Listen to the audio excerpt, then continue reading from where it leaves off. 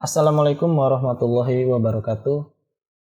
Kita melanjutkan kuliah geologi lapangan minggu kesekian lah. Kali ini saya akan mencoba mengajarkan Anda bagaimana cara membuat penampang geologi dan merekonstruksi penampang geologi. Karena banyak sekali yang sepertinya masih belum paham bagaimana cara membuat penampang geologi. Saya akan menjelaskan beberapa metode. Nah, nanti metode ini dari masing-masing metode ini Anda bisa gunakan yang mana saja yang menurut Anda gampang dan enak untuk dipraktekkan pada lapangan di penampang Anda. Yang pertama ada ARC method. Ini metodenya paling gampang. Jadi metode ini didasarkan pada asumsi bahwa segmen lapisan adalah bagian dari busur lingkaran dan bersinggungan pada titik akhir mereka. Nah, coba diperhatikan di sini. Kita punya dip A atau kemiringan di A di lapisan segini. Kemudian kita punya dip B. Nah, artinya apa? Dip A dan dip B belum tentu merupakan satuan atau kontak batuan yang sama. Tetapi untuk daerah ini kita menggunakan dip domain A sampai dengan domain ke B kita menggunakan dip yang B. Artinya kita menarik busur dari sini ke B. Nah, sampai dari titik ini ke titik ini kita menggunakan domain atau dip dari B. Walaupun dia tidak merupakan batas satuan atau kontak satuan yang sama. Itulah asumsinya. Seharusnya misalkan kalau ini sama, kontaknya berarti perlapisannya harusnya ke arah sini. Tapi karena asumsinya bahwa segmen lapisan, bagian akhirnya itu merupakan bersinggungan pada titik akhir mereka, berarti kita akan memiliki lapisan yang bersinggungan di sini. Dan dia mengikuti dip pada lapisan berikutnya. Dari sini ya, ingat, coba dilihat dari sini, muter ke sini menggunakan busur lingkaran ini. Sedangkan berikutnya, dari sini lapisannya sama, masih lapisan A ini, kita menggunakan busur lingkaran yang ini. Oke, coba kita latihan. Nah, misalkan saya bikin kotak.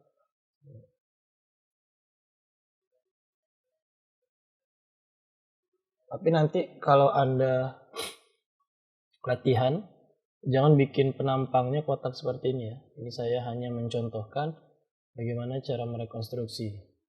Misalkan kita bikin bidangnya datar saja.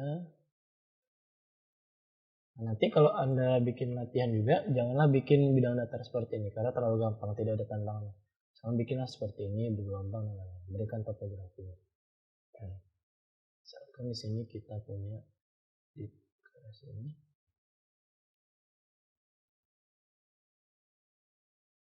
Kemudian ada di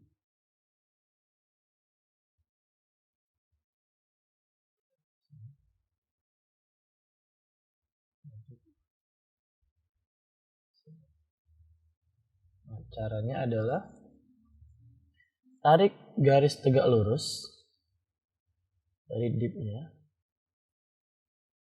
tegak lurus.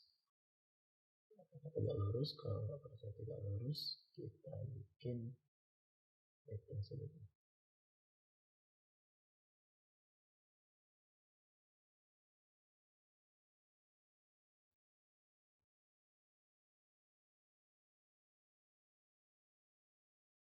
Oke, 290.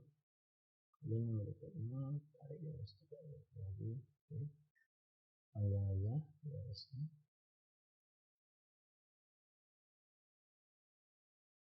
Oke, ketemu di situ.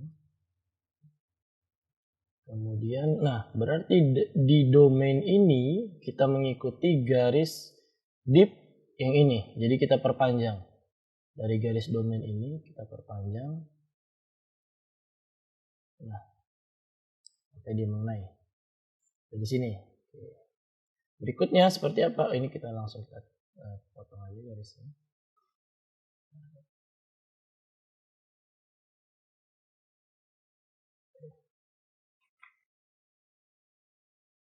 Ya, jadi lapisan kita ini karena di sini tidak ada informasi, jadi garis ini kita perpanjang aja. Oke. Jadi ini ya lapisan kita untuk yang atas. Nah, ingat bahwa dia memang tidak nyambung sini karena bidang persinggungannya bukan ini, kontaknya bukan dengan ini, gitu. Kontak ini adalah di sini. Oke. Sehingga kita mengikuti dip yang ini. Berikutnya gimana? Kita tarik lagi garis dari sini yang tegak lurus. Hingga dia berpotongan di suatu titik. Ini karena ini ke sini, berpotongannya pasti di atas. Extend. Sini.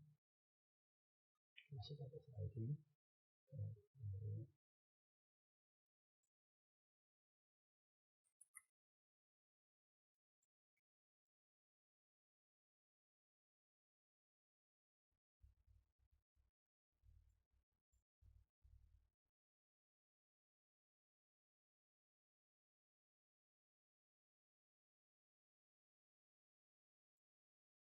Lagi. Oke. Nah, kemudian dari perpotongan ini kita tarik garis ke sini. Oke. Garis ke situ berarti sampai ke titik ini. Kita perpanjang aja.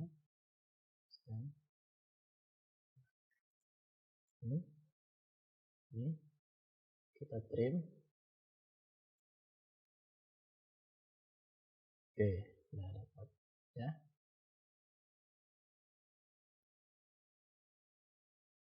Sama seperti di bidang ini, berarti dia mengikuti dip yang situ juga.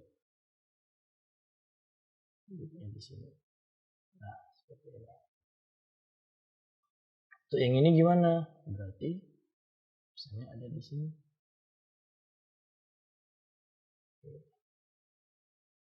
Nah, trim.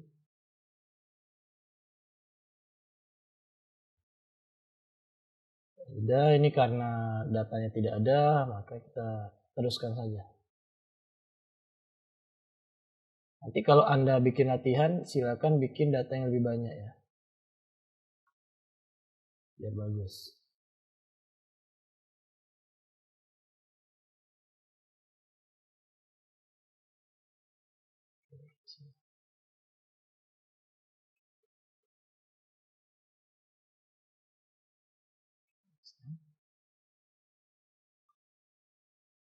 Nah, sama yang sini.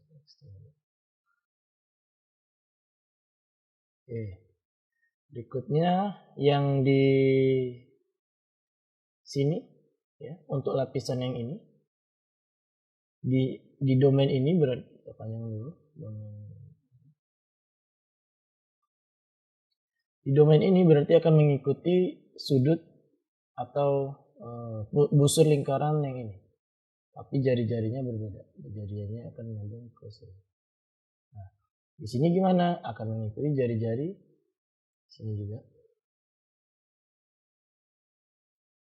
Nah, seperti itu. Kemudian kita trim.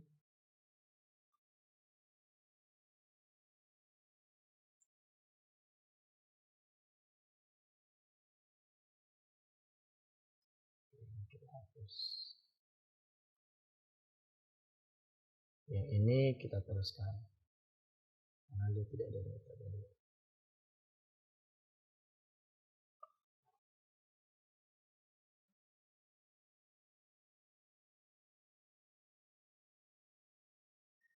Oke.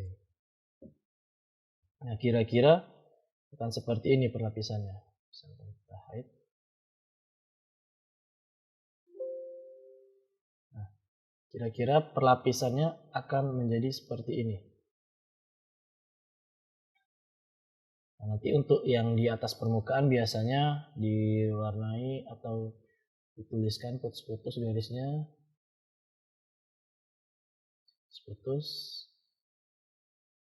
Ini juga putus di atas permukaan biasanya. Kira-kira lapisan kita ada seperti ini. Ingat tadi bahwa garis akhirnya atau akhir busur lingkarannya dia bersinggungan pada titik akhirnya. Jadi kalau kita punya bagian dip di sini tadi ya, di sini kita punya dip, di sini kita punya dip, maka daerah tersebut akan tidak ketemu.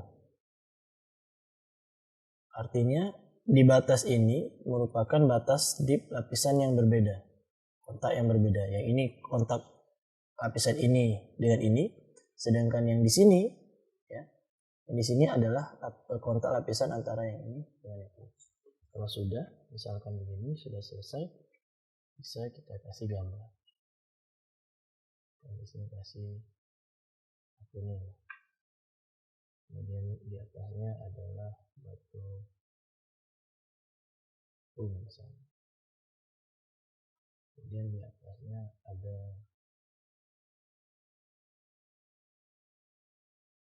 gamping. Nah, kira-kira seperti itu. Silakan dicoba. Coba dipasang dipnya bermacam-macam, beraneka ragam. Kemudian coba dibikin ada konturnya sehingga lebih menantang. Metode berikutnya adalah menggunakan dip interpolation atau interpolasi dip. Ada dua cara. Yang pertama, interpolasi dip dengan menggunakan busur lingkaran dan garis lurus. Kita lihat di sini, AY ini adalah garis lurus, sedangkan Y ke B ini adalah busur lingkaran. Jadi kombinasi antara garis lurus dan busur lingkaran. Metode ini dari Busk 1929 dan Higgins 1962.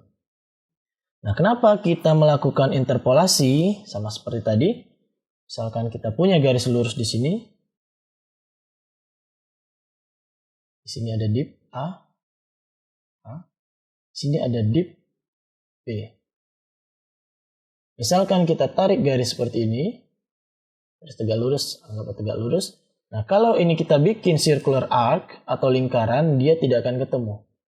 Nah, seharusnya dia jatuhnya ke sini, tapi malah ke sini. Nah, oleh karena itu perlu dilakukan interpolasi. Ada dua cara nih. Yang pertama, garis lurus dan lingkaran dan busur lingkaran. Bagaimana caranya? Ayo kita latihan.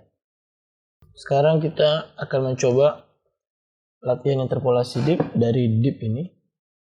Titik A dan titik B. Dan ini adalah kontak satuan yang sama, sehingga dip yang ada di sini harus menyambung dengan dip yang ada di sini. Anggaplah ini kontak antara batu pasir dengan batu lempung, ini juga batu pasir dengan batu lempung. Caranya seperti apa? Mari kita lihat lagi slide-nya.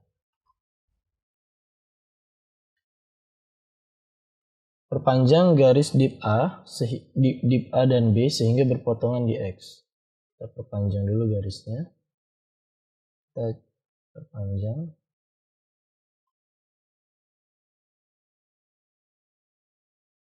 Oke. Kita terima aja.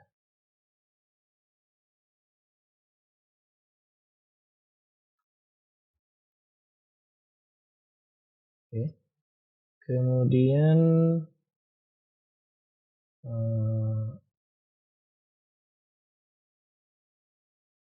pada garis AX tentukan titik Y sehingga YX sama dengan XB.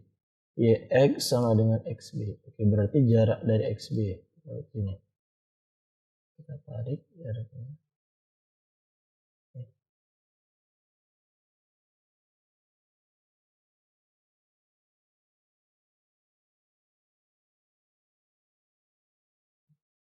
Ini kita hitung dulu deh. Sudutnya berapa?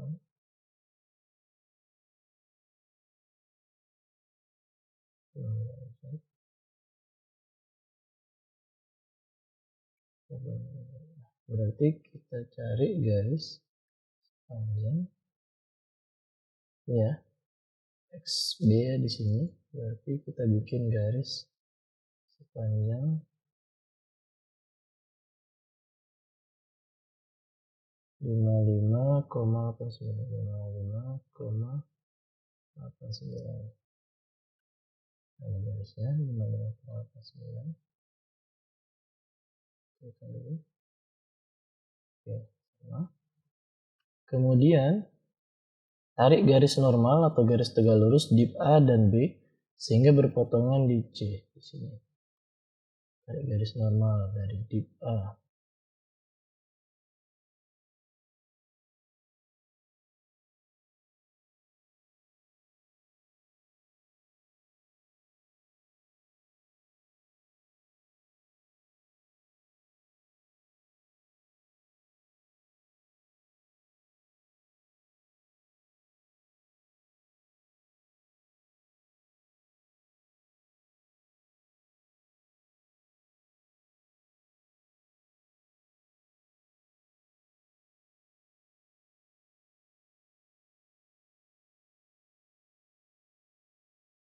Kemudian tarik garis bisektor YB, YXB, Y bisektor sehingga memotong BC bisektor. Oke. Bisektor itu adalah garis yang membagi dua sudut, misalkan di sini kita sudutnya 118, berarti garis bisektornya adalah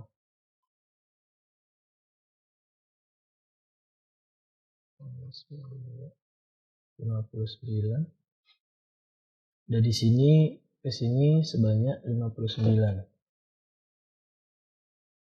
Terusnya di sini extend garis bisektor, itu putus-putus saja. Kemudian dengan pusat lingkaran OB dan jari-jari BOB ini, tarik busur BI.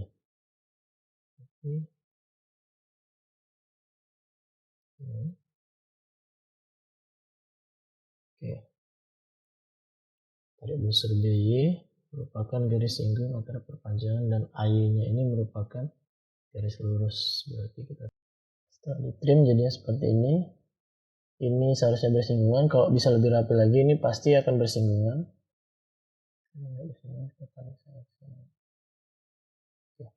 Jadi ini adalah hasil interpolasi kita.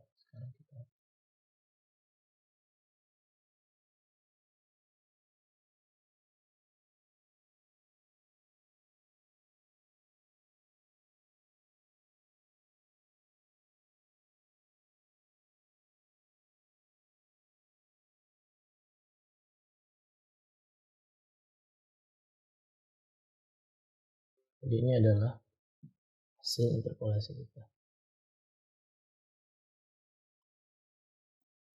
Oke, berikutnya metode yang kedua, tetap interpolasi, tetapi interpolasinya menggunakan dua busur lingkaran. Dari A ke F merupakan busur lingkaran dan F ke B merupakan busur lingkaran, sama. Nah, dip yang ada di A dan dip yang ada di B harus bersatu karena dia merupakan satu kontak batuan atau satu perlapisan yang sama, sehingga dip yang ada di sini harus disambungkan dengan dip yang ada di B. Mari kita coba latihan. Nah, saya punya dua dip di sini sama seperti tadi. Oke, caranya adalah lihat. Tarik garis normal dip A dan B. Jadi garis normal dari A ke B, aksen dan B aksen.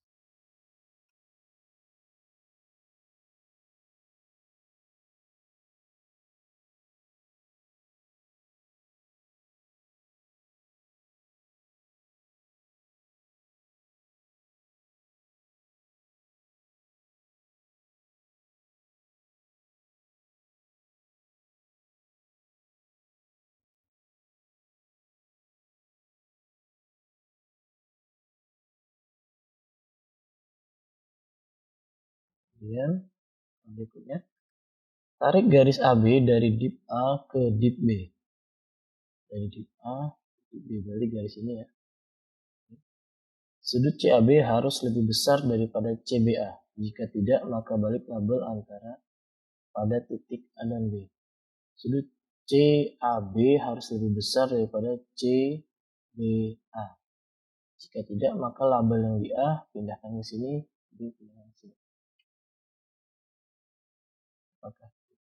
Coba yang pertama kita tarik dulu garis AB. Ini karena bidangnya datar, maka garisnya sama dengan permukaan topografinya. Jika Anda nanti latihan yang bidangnya kuliku atau ada topografinya, silakan misalkan seperti ini topografinya, A-nya di sini, B-nya di sini, ya silakan saya ditarik garis lurus dari dip A di B. Kemudian di sini kita ukur sudut ya. Sudutnya yang di CAB, di sini ada C ya, CAB harus lebih besar daripada CBA.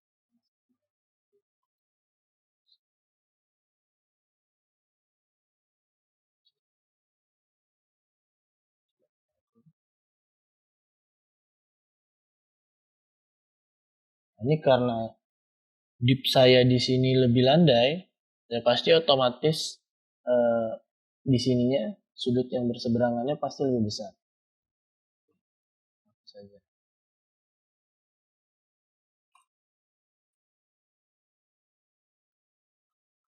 Berikutnya, tarik garis tegak lurus bisektor AB. Garis ini akan berpotongan dengan garis A aksen di titik Z. Di sektor AB, jadi AB dibagi dua, ditarik garis lurus, garis normal ya, ke bawah, berpotongan di Z, di garis A aksen. Ini garis tengahnya, garis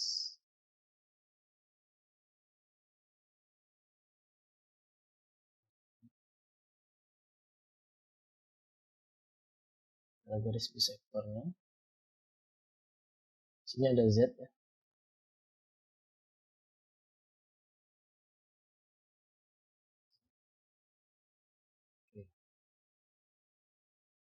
Berikutnya, pilih titik OA sembarang di seberang Z. Berarti ada OA di sini.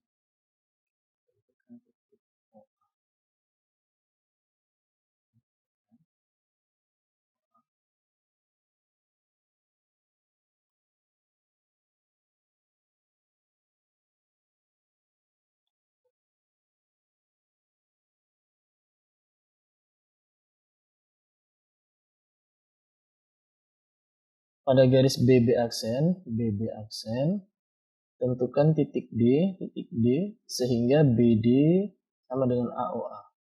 BD sama dengan AOA. Di garis AOA ini ditarik garis yang sama dari B ke D.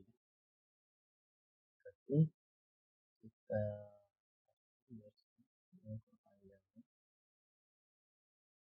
ini kalau kalian menggunakan penggaris atau manual ini biasanya lebih mudah daripada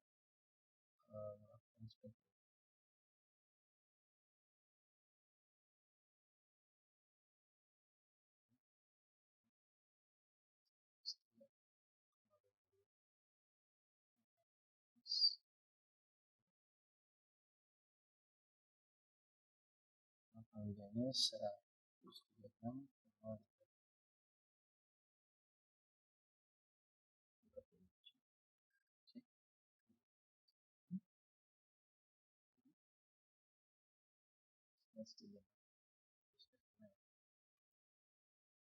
Ini adalah garis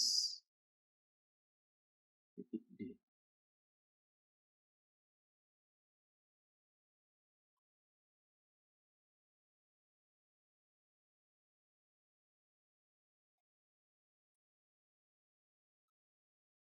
Kemudian tarik garis DOA.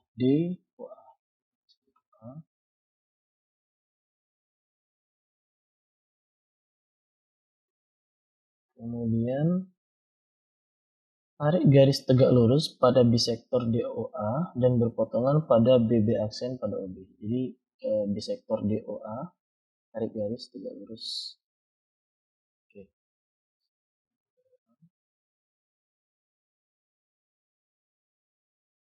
Berpotongan di B, berpotongan pada BB aksen. Jadi BB aksen.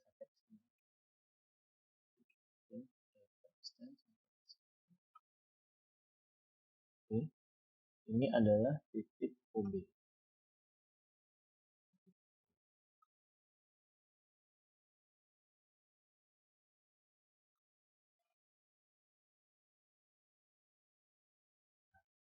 Titiknya adalah tarik garis OA aksen yang melewati OA dan OB. Jadi garis perpanjangan aja dari OA ke OB.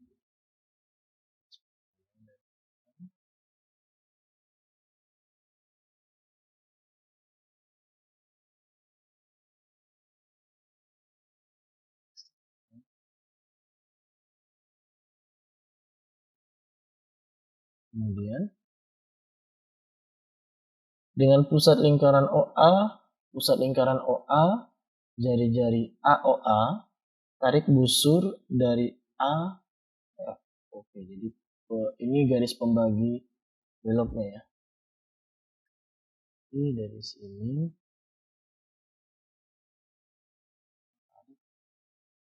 tarik ke sini, kemudian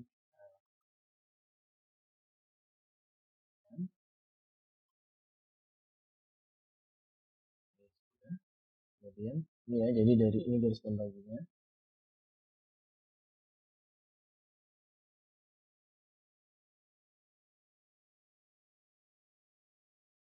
Kemudian yang berikutnya dengan pusat lingkaran OB dan jari-jari AOB, pusat lingkaran OB, jari-jarinya, oh ini salah nih, ini maksudnya BOB ya,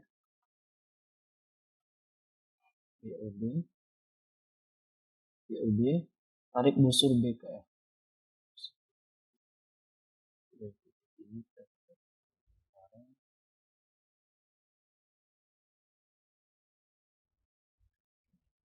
Seharusnya dia berpotongan di sini.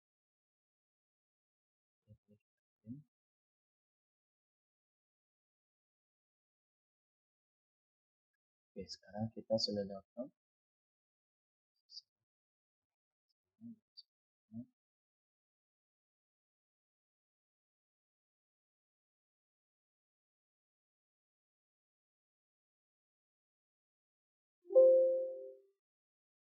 ya.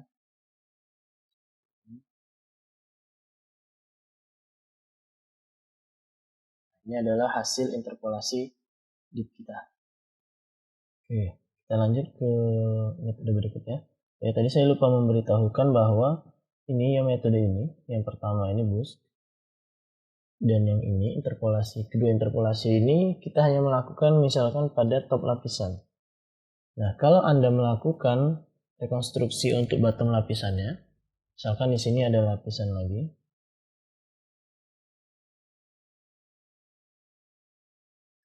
Tebalnya segini, T misalnya. Nah, ini Anda harus melakukan rekonstruksi lagi. Bagaimana caranya? Silakan diikuti saja. Yang penting ketebalannya tidak berubah. Apabila Anda merekonstruksi, jangan sampai ketebalan lapisan itu berubah. Kalau berubah sudah pasti salah. Oke, tapi itu untuk kasus yang memang ketebalannya tidak berubah ya. Sama seperti di sini juga, misalkan Anda memiliki ketebalan T di sini. Tarik garis lurus berarti dari sini, kemudian di sini baru busur lingkarannya. Nah, busur lingkaran bagaimana? Sama seperti ini metodenya. Hanya saja yang di sini dipnya ada di sini sekarang, kemudian yang kedua dipnya tebalnya setebal ini, setebal T juga. Di sini ada dip kedua. B. Saya misalkan di sini aksen. Di sini sama juga, di sini misalkan C, ya, T, S misalkan. Tapi tebalnya harus sama. Nanti ketika dilakukan interpolasi sama seperti ini ya, garisnya di garis lurus lagi, kemudian dibikin garis normal dan sebagainya. Nanti melakukan interpolasinya dari sini. Yang penting ketebalannya tidak berubah.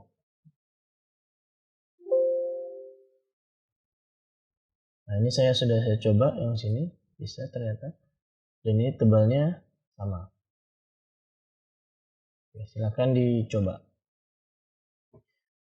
Nah, metode yang berikutnya adalah menggunakan deep domain style atau bisa kita sebut sebagai ada yang namanya King method, ada yang method of tangents, dan lain-lain. Metode ini yang paling gampang saya rasa karena dia menggunakan asumsi bahwa bidang lapisan itu adalah bidang yang planar atau bidang yang datar. Seperti ini. Jadi ini, dan dia dipisahkan oleh satu hinges. Di situ seperti engsel di sini. Jadi yang lapisan yang deep di sini mengikuti domain di sini. Yang di sini mengikuti domain yang ada di sini. Ketika dia bertemu, nanti sudutnya hanya dibagi dua saja. Ini mirip dengan Archimedes tadi, menggunakan domain. Nah, misalkan contohnya di sini, kita punya strike dan dipnya dari banyak lapisan. Ketika kita melakukan suatu pemetaan dan kita ingin melakukan rekonstruksi bidang perlapisannya, nah puncak lipatannya ada di sini, di permukaan, sehingga dia membuat keybatnya ada di sini. Oke. Nah, kemudian dia melakukan suatu domain. Misalkan untuk strike-nya hampir sama ya. Kalau kita lihat di sini, yang daerah sini relatif ke arah barat semua, yang di sini relatif ke arah timur semua. Artinya secara umum kita bisa mengatakan bahwa pasti ada lipatan di sini. Nah, kemudian bagaimana cara membuat domainnya? Itu dilihat dari dip. Baiknya domainnya misalkan kita buat rata-ratanya bisa dengan rata-rata ya, karena di sini ada 8, ada 10, ada 12. Kita anggap saja dia rata-ratanya 10. Tetapi janganlah yang loncat terlalu jauh, misalkan ada 8, ada 20, kemudian ada 12 ya. Jangan kita menggunakan deep domain yang 10 karena nanti hasilnya menjadi tidak bagus. Nah, ini karena dia melakukan keybatnya di sini ya, yang warna hitam ini yang tebal. Nah, jadi sama seperti yang arc method sebelumnya, kita melakukan ditarik garis normal dari setiap dip, tarik garis normal, tarik garis normal, tarik garis normal di sini. Untuk setiap lapisan yang berada di domain ini ya, maka tebalnya dipnya mengikuti dip domain yang ada di sini. Contohnya yang hitam, oke, yang di sini ya, dip domain di sini mengikuti yang ini. Kemudian ada lagi lapisan yang ada di bawahnya, misalkan yang ini ada di sini, ini ikut 5 derajat, masuk ke sini ikut 30 derajat, di sini 45 derajat, dan seterusnya sampai direkonstruksi selesai. Sekarang kita coba latihan. Nah, ini contohnya. Nah, kita anggap saja kita punya kontak lapisan ya. Jadi setiap dip ini merupakan kontak pelapisan antara satu batuan dengan batuan yang lainnya. Tapi kalau kita lihat di sini, untuk dip yang di sini, coba kita lihat di sini, tidak semua dip domain ini mewakili satu kontak lapisan. Misalkan yang di sini dan di sini ya. Yang di sini dia satu lapisannya sama, tapi domainnya kita mendapatkan domain yang berbeda. Karena apa? Karena dari satu lapisan ini memperlihatkan di lapangannya memperlihatkan dip yang berbeda pula. Jadi tidak masalah. Jadi di permukaan seperti itu, ke bawahnya dia akan mengikuti. Tapi yang kita buat sekarang, kita membuat dip-dip ini merupakan kontak lapisan satuan batuan dengan satuan batuan yang lainnya. Caranya, tarik garis normal dari masing-masing dipnya.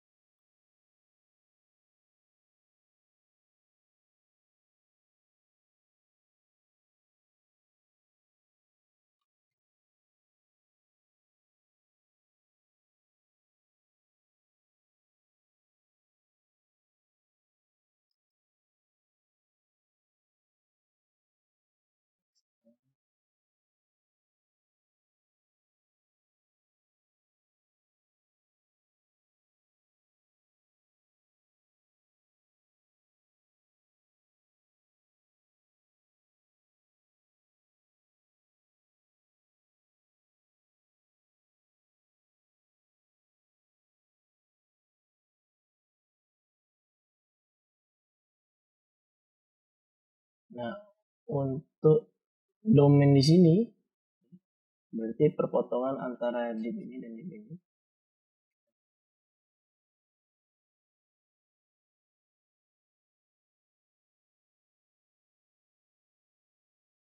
Oke, kemudian untuk yang domain di sini berarti perpotongannya berada di as. Kemudian yang ini perpotongannya ada di sini.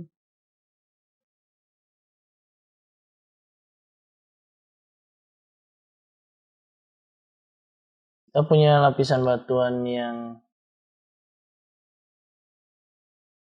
karena di sini tidak ada informasi, jadi kita lanjutkan saja.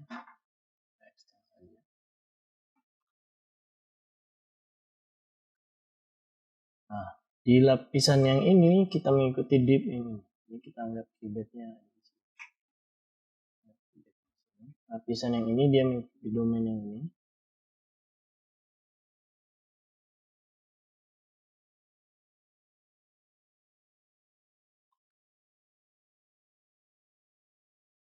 Kemudian di lapisan yang ini mengikuti domain yang ini.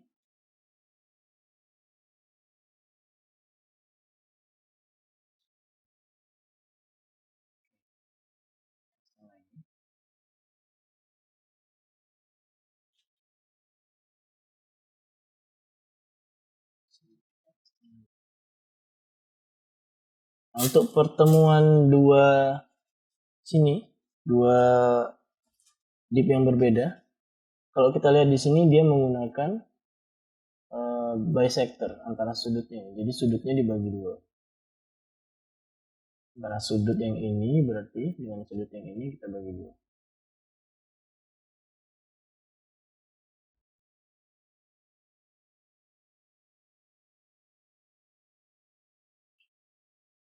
Oke, ini garis bisectornya.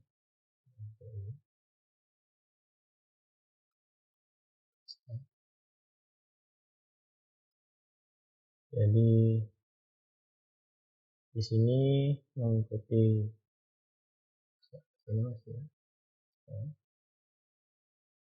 kemudian sampai di sini mengikuti di domain ini.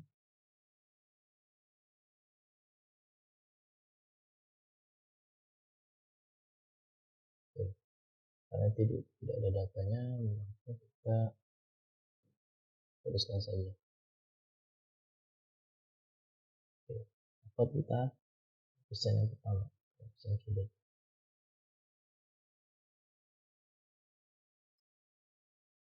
Oke, kemudian yang berikutnya di sini kita extend. Di sini dia akan mengikuti div domain ini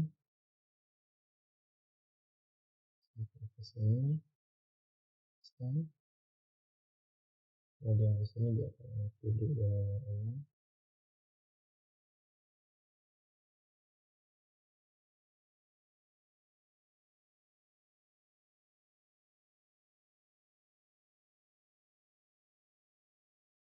Dia mengikuti div domain ini.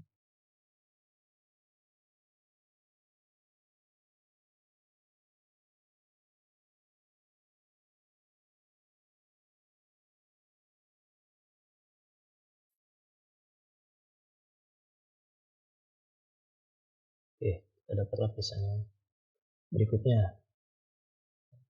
Lagi, sini.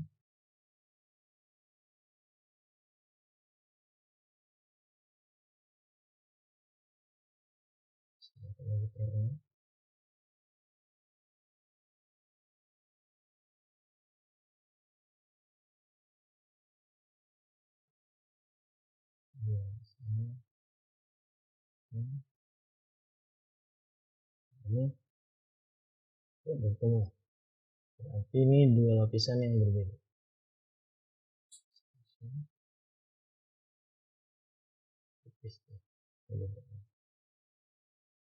Di sini.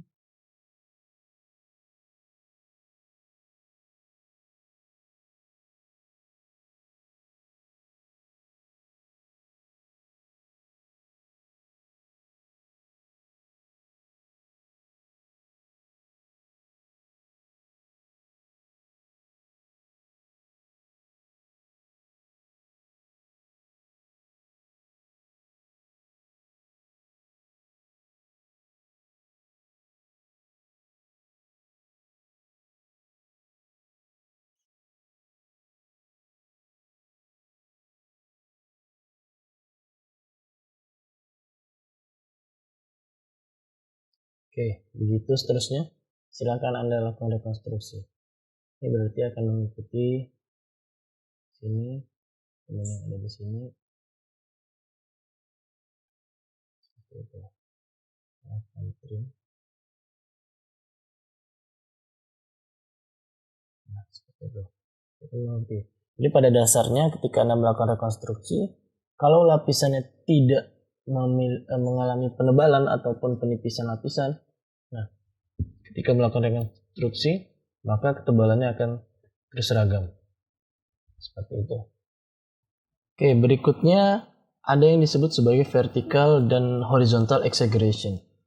Nah, ketika Anda membuat penampang, Anda harus hati-hati apabila Anda merubah skala penampang. Artinya, skala penampang yang Anda buat, perbandingan antara vertikal dengan horizontalnya tidak 1:1. Kalau Anda melakukan itu, maka akan terdapat perubahan sudut dari bedding atau perlapisan batuan yang sebenarnya. Bagaimana sih, Pak? Nah, coba kita anggap di sini, kalau kita melakukan vertical exaggeration atau perubahan skala vertikal yang awalnya misalkan kita 41 derajat, ketika kita melakukan vertical exaggeration, kita naikkan skala vertikalnya, maka sudutnya otomatis akan menjadi lebih curam. Ketika kita melakukan horizontal exaggeration, sudutnya otomatis akan menjadi lebih landai. Nah, Anda harus hati-hati nih. Ini bisa dilakukan. Kenapa orang melakukan exaggeration? Mungkin ada tujuannya. Kalau dalam skala regional, ketika tidak dilakukan vertical exaggeration, mungkin dipnya atau perlapisan batuannya, kemiringan lapisan batuannya tidak terlalu kelihatan, sehingga dilakukan vertical exaggeration. Kemudian untuk melihat struktur-struktur yang biasanya ingin ditonjolkan, dilakukan exaggeration. Ini caranya. Silakan Anda pelajari sendiri. Ini tinggal masukkan ke rumus. Misalkan yang V itu adalah vertical exaggeration-nya. Jadi kalau kita punya penampang seperti ini, kita punya ketinggian V dan lebar horizontal H, ketebalan T, dan dipnya delta. Maka apabila kita melakukan vertical exaggeration dengan tebal VV berubahnya, maka dengan tinggi VV maksudnya, skala VV dirubah skalanya, maka dipnya juga akan berubah dan tebal lapisannya akan berubah. Nah, ini Anda harus hati-hati dalam merekonstruksi penampang seperti ini. Nah, ini adalah tabelnya. Untuk mempermudah saja tabel. Kalau di sini kita punya true dip atau dip sebenarnya, ini dip sebenarnya, angka dip sebenarnya, ini 5 ya maksudnya.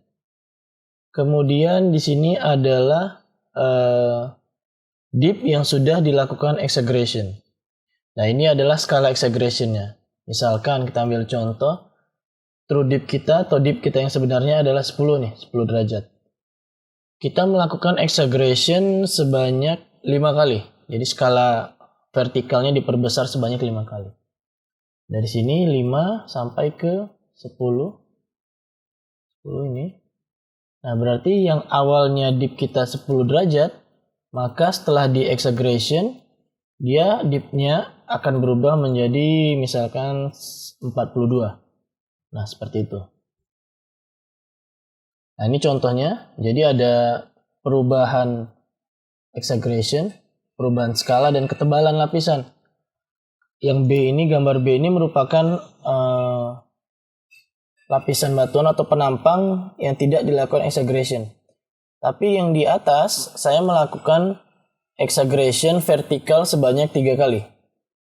Horizontalnya tetap. Nah, apa yang terjadi ketika saya melakukan exaggeration secara vertikal saja, maka lapisan batuan yang horizontal atau mendekati 0, ketebalan lapisannya akan berubah drastis. Sedangkan untuk lapisan batuan yang dipnya tegak, dia tidak akan berubah. Karena dilakukan penarikan secara vertikal saja. Ya. Jadi semakin landai, dipnya, maka ketebalan lapisan ketika dilakukan vertical exaggeration akan semakin banyak menebalnya. Semakin curam, dia akan semakin sedikit. Nah, kemudian membuat garis penampang. Bagaimana cara kita membuat garis penampang? Garis penampang yang ideal biasanya dilakukan tegak lurus dengan arah dari jurus. Sehingga kemiringan yang kita lakukan, kemiringan yang diplotkan pada penampangnya adalah dip sebenarnya. Nah, tapi banyak kondisi yang tidak memungkinkan untuk seperti itu, sehingga kita harus melakukan proyeksi dip ke arah penampang, dan ketika kita mengeplotkan dip di penampang, maka harus dilakukan koreksi dip. Jadi yang diplotkan bukan dip sebenarnya, melainkan dip semu. Nah, misalkan ini yang kita punya lapisan satuan batuan seperti ini, dipnya relatif ke arah tenggara. Idealnya penampang kita tegak lurus yang XY, tapi mungkin karena sesuatu hal tidak bisa, sehingga kita hanya melakukan membuat penampang AB. Nah, kemudian ketika kita membuat penampang, jadi misalkan garis penampangnya seperti ini, buatlah penampang X-nya berada di kiri. X-nya ada di sini, Y-nya ada di sini. Jangan Anda balik. Yang di sini adalah Y, yang di sini adalah X. Ini sederhana sekali sebenarnya, simple, tetapi sangat bermanfaat. Kenapa harus X-nya di sini? Karena ketika Anda melihat penampang seperti ini, otomatis kepala Anda akan memutar ke arah sini. Mata Anda akan memutar ke arah sini. Dan sudut ini ketika dijadikan datar, dia lebih landai. Tetapi ketika saya membuat penampang, garis penampang seperti ini, ketika saya menempatkan Y di sini, X di sini, maka ketika Anda nanti melihat ke peta, maka kepala Anda akan memutar ke arah sini. Nah, ini jauh lebih sulit membayangkannya. Ya, seperti itu ya. Nah, kalau ada yang penampangnya seperti ini, misalkan D, sini E. Nah, berarti kita bikin penampangnya D-nya di sini, E-nya di sini, seperti itu. Kemudian untuk apabila penampangnya tegak lurus gimana, Pak? Ya terserah mau bikin B di sini atau bikin B-nya di sebelah kiri atau yang sebelah kiri sama saja. Tapi biasanya orang cenderung melihat ke arah kiri sini. Jadi A-nya di sini B-nya. Oke. Nah, berikutnya ini untuk mengoreksi dip. Ketika kita membuat penampang yang tidak tegak lurus dengan arah jurus. Oke, di sebelah kiri ada true dipnya, misalkan sini. Kemudian di atas ini adalah sudut lancip antara garis strike dengan cross section kita, garis penampang. Berarti ini ya. Ini ada sudut lancipnya. Misalkan kita anggap ini sudutnya 60 derajat. Kita punya dip di sini 30 derajat. Berarti 30 derajat. Dipnya 30 derajat. Kemudian sudut lancipnya adalah 60 derajat. Nah. Nih. Kemudian yang ini 50 derajat. 50 derajat ini. Jadi ketika nanti Anda bikin penampang seperti ini, penampang AB,